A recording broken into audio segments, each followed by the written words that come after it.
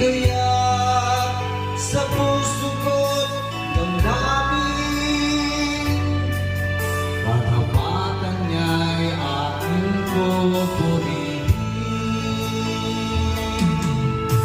Dakila ka, O Diyos, dapat kang ang